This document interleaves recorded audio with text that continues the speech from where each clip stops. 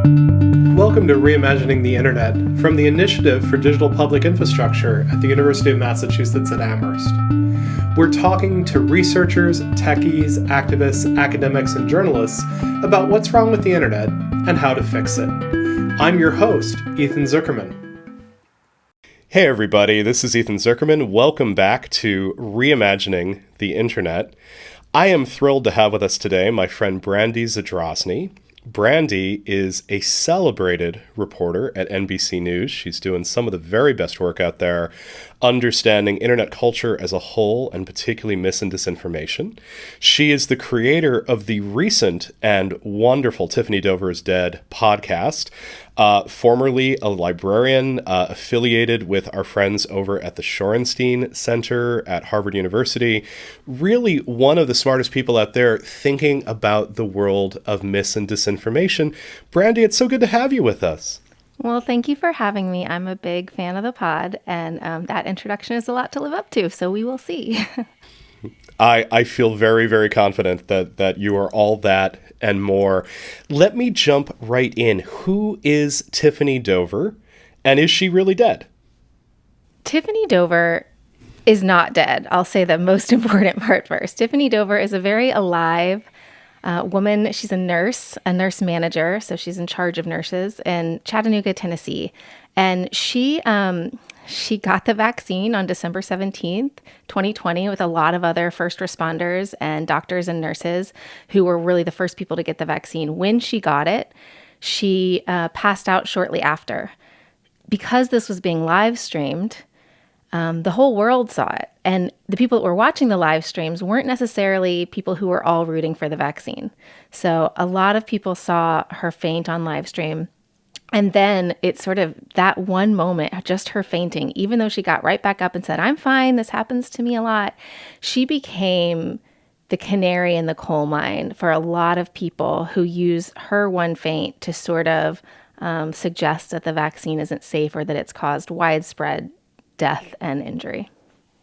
And so in this podcast, you and your producer track down Tiffany Dover. You actually come up with pretty good clarity that she is, in fact, alive and well. You talk to family members of hers, but not Tiffany herself. Ultimately, your story is a story about just how hard it is to debunk an obvious piece of disinformation like this. Why doesn't it really matter that Tiffany Dover is alive? I talked to a lot of people outside of Tiffany Dover for this podcast. Like you said, I talked to her family members. I talked to her coworkers. I spoke with just a lot of people. At the same time, I spoke with a lot of people who believed in this conspiracy theory that she had been killed on live television and then her death covered up by Pfizer, by the hospital, by the government, by her family members, just really wild conspiracy theories. And the thing that I sort of learned throughout this podcast is that you can't have enough evidence sometimes to convince someone of something that goes against a belief that really serves them. And in this case, the people that I spoke to, the belief that Tiffany had died served them. It was, they had a bad guy in their sights, and it was everyone, like those people that I just named, like those were the conspirators. And it sort of served this worldview that the world is a dangerous place, that no one can be trusted. And so as a member of the media, especially, I was part of the cahoots, as it were. And so it just made me think, a lot about the way that we go about debunking and the methods that we currently used for fact checking and even reporting on these things and what we're up against, because it's even bigger than I had imagined. Because Ethan, no lie, I really did think this was going to be like a 2-part podcast. And, it gets really hard because it's just really hard. There's a lot of reasons why someone like Tiffany wouldn't want to talk to a reporter, generally. One, because she's smart and knows that it won't help. There was a lot of efforts by the hospital and by the media to debunk this in the first place. I was not the first person to come around. And so by the time I got there, she's like, leave me alone, for good reason. And so it's just, and there's polarization in that area of the South that sort of made that difficult too. And we kind of came across some road bumps there. It's a tough situation. I don't know. I have no real good answers here. What's so amazing about the podcast for me is that it seems like it should be a layup, right? You know, those of us who are in the fact-based universe can see pretty clear proof that Tiffany Dover is alive. You are an extremely well-regarded reporter from an extremely well-regarded media outlet. You've done your research. You have very clear evidence that Tiffany Dover is alive and well. The first surprise is that there are people who are bought into these conspiracy theories who absolutely will not accept any evidence that you're able to put together, even put together by a very sympathetic interlocutor. And you are an extremely sympathetic interlocutor. You make it clear that you have wrestled with questions of mis and disinformation around vaccines in your own children. You have a background in the South. You are about as friendly an interlocutor as some of these people could have. But then the second surprise is the one that was so challenging for me, which was that Tiffany, and I think you end up feeling correctly, did not see an advantage in coming on NBC News and asserting her own existence.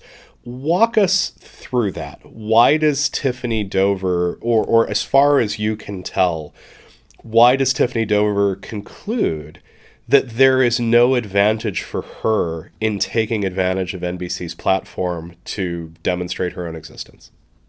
There are, for this exercise, two kinds of people in my world.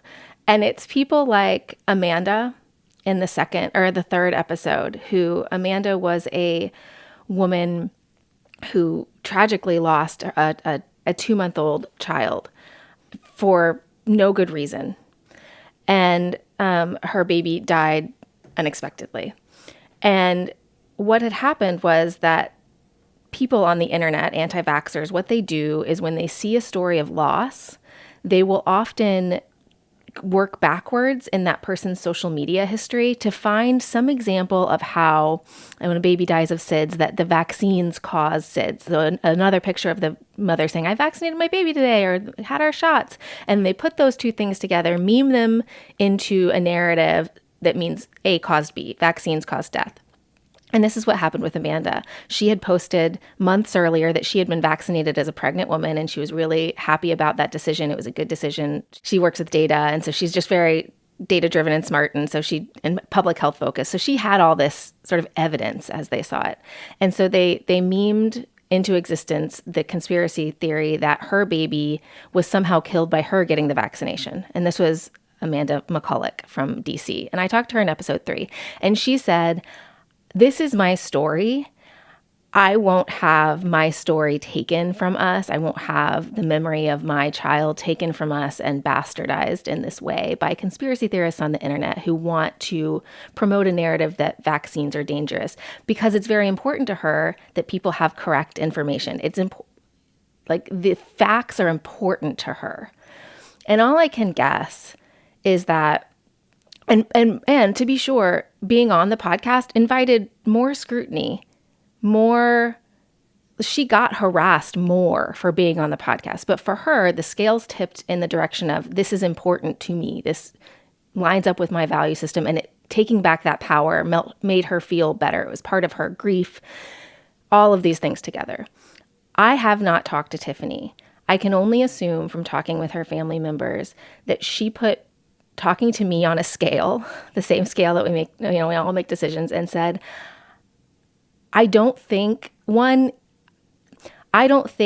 this will matter, right? I don't think me appearing on a podcast or me, having a video with Brandy or appearing on TV, I don't think that will matter to the people who are actually harassing my family.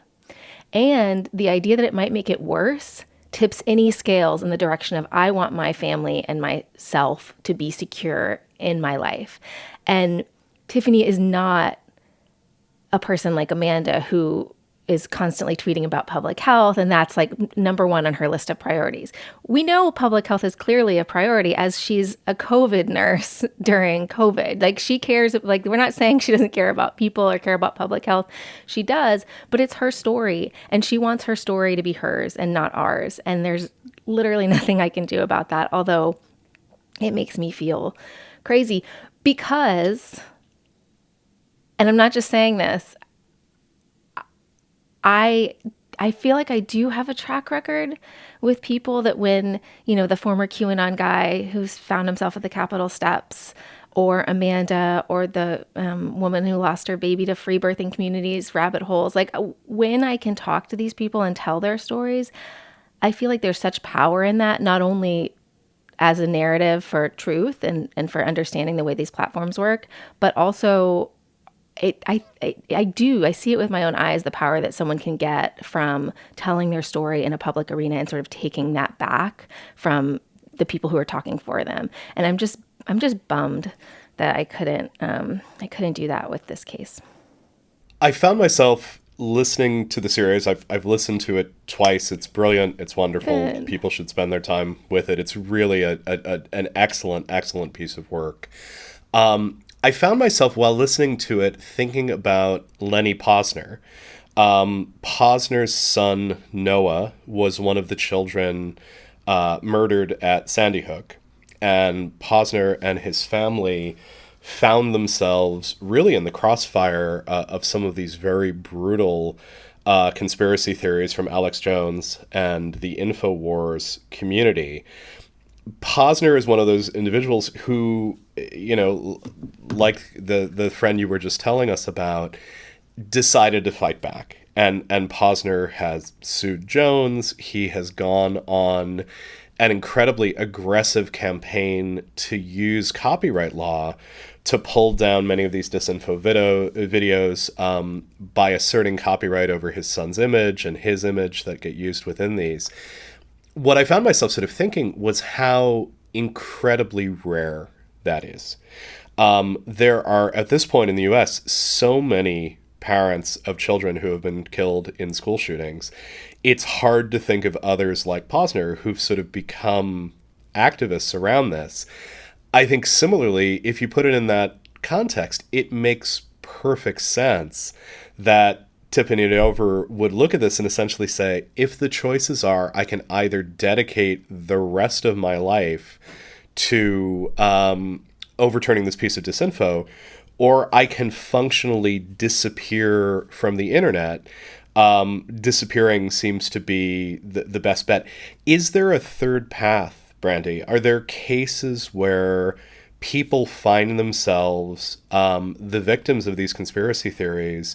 Is there an answer either than transforming your life to fighting it or disappearing entirely? Well, I think that there are other Sandy Hook parents too who are joining the legal fight, right? But Lenny is definitely the most outspoken, the most who's turned himself, who actually engaged with conspiracy theorists as they were, theorizing about his child. And so I think an important distinction is also that a child died in Lenny Posner's example, right? And Tiffany is alive. She is fine. She's living her life with her family in a lovely, lovely little town in Alabama. Delightful, honestly. And so for that, that makes sense to me that please leave me alone. Thank you. This is my life. That there is IRL and there's online and I'm going to live IRL. And then, and I've thought about this a lot, especially with the most recent shooting in Texas, because all of the conspiracy theories are starting up right now. What's the right thing to do? And I don't know actually how. I don't know the decisions people make. I've thought about it. If something happened to my child, I have 3 children. I don't know how you don't go into a hole in despair. I just don't know. But I mean, I've heard, parents in Texas right now are sort of becoming activists, talking to the media about gun control right now. And even stuff like that, there's something, I guess, inside some people that are activated to do something with that grief. And I find that so inspiring. I think there is a middle ground. I think that most people, even in Tiffany's case, like it is a small sub community of people who are really, really crazy about this thing. I think there is, again, maybe I'm biased, but I do think that there is a way, because I undertook this project, to come out and say, I'm not gonna be doing this forever, but the hospital made a bad decision. They did a really ham-fisted, strange proof of life video that probably caused more trouble than it solved problems. And so I'm gonna do this thing, and I'm gonna be here, and this is the last you're gonna hear from me, leave me alone. I think that there's gotta be a way to wade into it without making it your whole life. I'm trying to think if I've seen, but like Anna Merlin had this great example of Seth Rich's family who tried to use the media at first. He was the DNC staffer who was likely murdered in a botched robbery, but the conspiracy theorists claimed was he was a leaker to WikiLeaks, and he was killed for leaking that information. As part of like a DNC plot. But so his family tried to speak out and use the media to say, please, you're harassing us. This makes it worse. But every time they spoke out, they spoke to media, it just reignited the harassment. So then they just had to close off entirely. I don't know. I think that those are very extreme cases. I think that there are other cases where the internet has a shorter memory and people do sort of move on. And so addressing it pretty quickly, I'm babbling now, but there was a woman in England who was part of one of the first vaccine trials at the University of Oxford. And she got the vaccine, and really quickly, no one saw her pass out. So we didn't have that viral, yummy thing to create content off of, but they had said that she died, and it went pretty viral pretty quickly. And so she quickly made a video. She's like, I'm fine. I'm having a cup of tea. I'm not dead. And then that was the end of it. It literally just disappeared. So I don't know. I don't know. Address, but not make it your whole life, maybe. It feels to me like having put years of your life into sort of understanding this dynamic of mis and disinformation, you are starting to come up with a set of maybe small insights about what works and what doesn't work, right? One seems to be that approaching people who believe conspiracy theories, being very, very careful not to show contempt, being very careful to show solidarity and common ground, helping them find a way to tell their own stories and amplify them, that seems to be a method that's working for you. You just described another method, which is thinking about proof of life very carefully and doing proof of life fast, doing it unambiguously, and sort of nipping some of this in the bud. It's a drag that there's no big solution to this problem, but maybe the answer is that there's a lot of small solutions to this problem.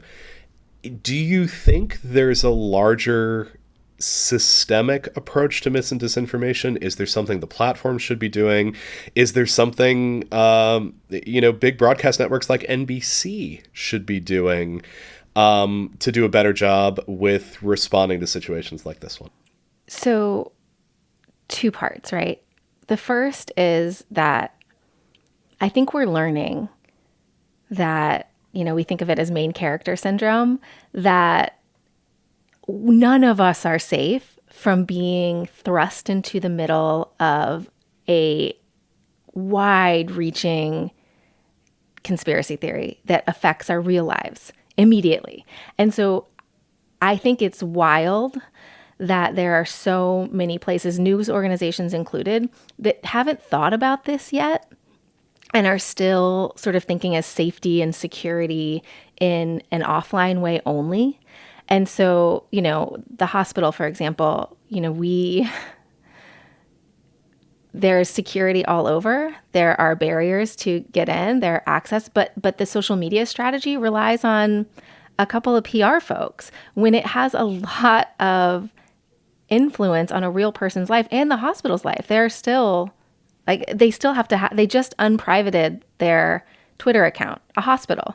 They can't use Instagram, a hospital. That's wild. And probably hurts the mission of the hospital, right?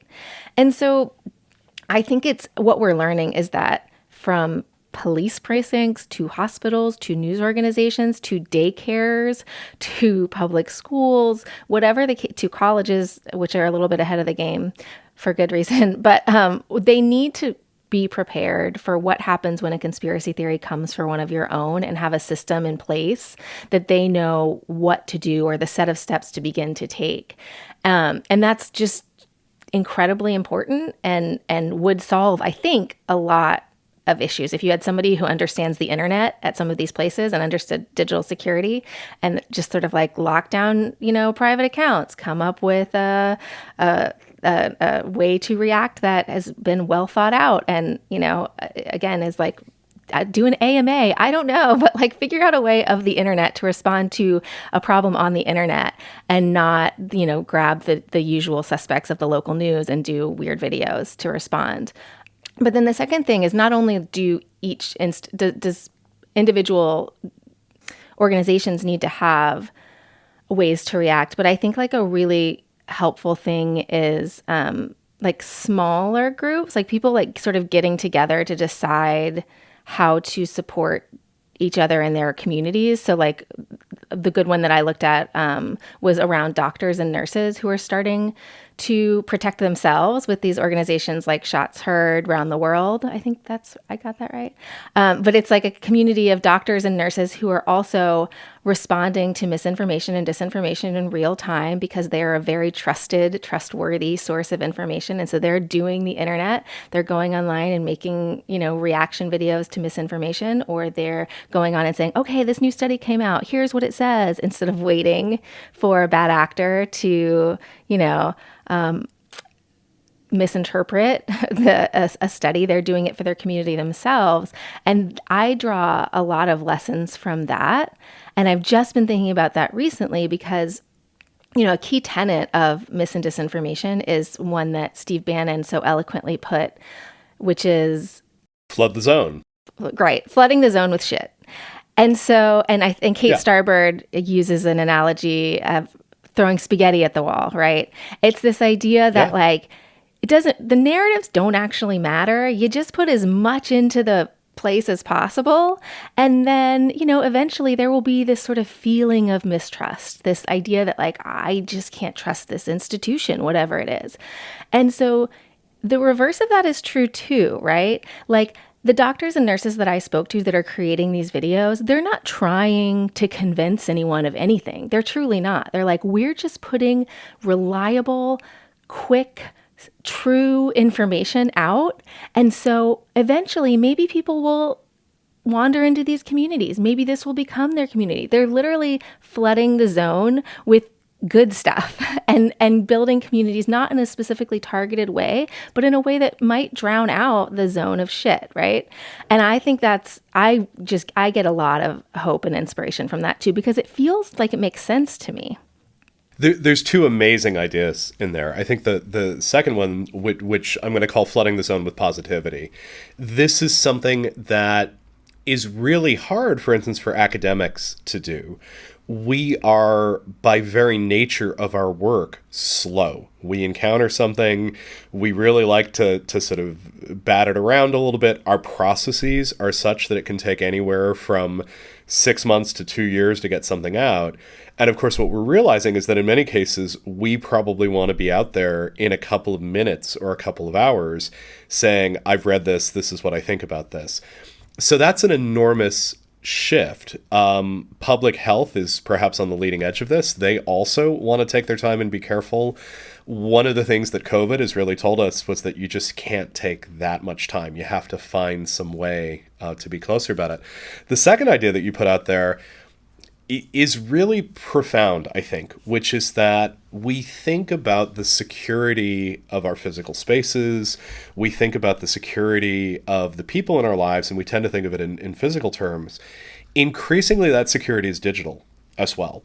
And in the same way that a best practice is probably that you want to ask someone what they're doing in your building, you really can't be a public entity these days and not be actively, consciously, thoughtfully engaged within social media.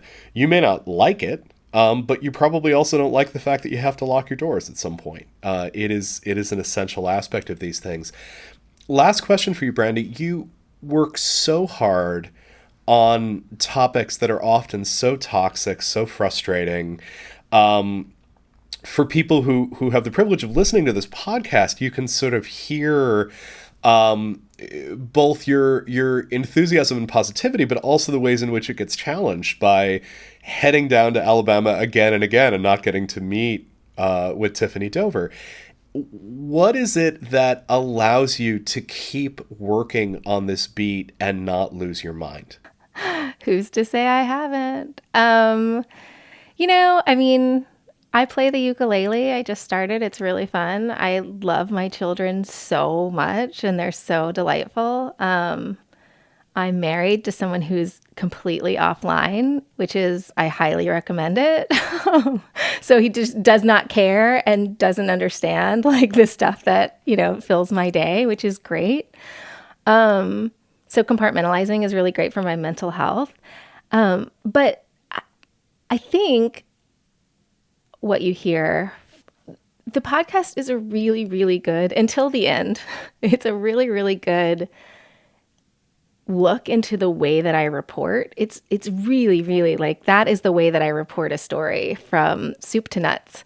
And so I hope what comes across is the idea that I do think that there is a way to reach people, whether they be conspiracy theorists on the internet or the people impacted by those conspiracy theories or misinformation or disinformation or whatever. I think that there's a way to reach people like that. I've experienced it in my own life with, my family members we live in the South and are very Republican and conservative and love Facebook. So like, I feel that on my own.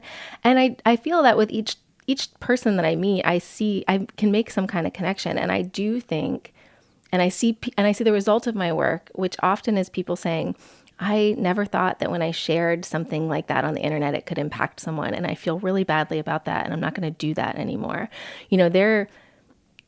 People are people. And I think we can reach them with that sort of thing more than we can with like wagging our finger about like misinformation on the internet. I don't know how much good that does, but I feel a lot of hope for people in this beat. And I love the internet. It's amazing. So it's easy to be on this beat.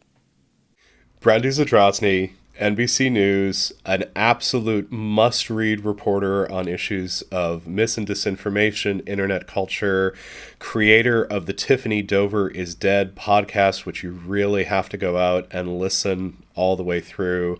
Brandy, what a pleasure. Thank you so much. Thank you. This has been a hoot. Reimagining the Internet is hosted by me, Ethan Zuckerman, and produced by Mike Sugarman, who also composed this music.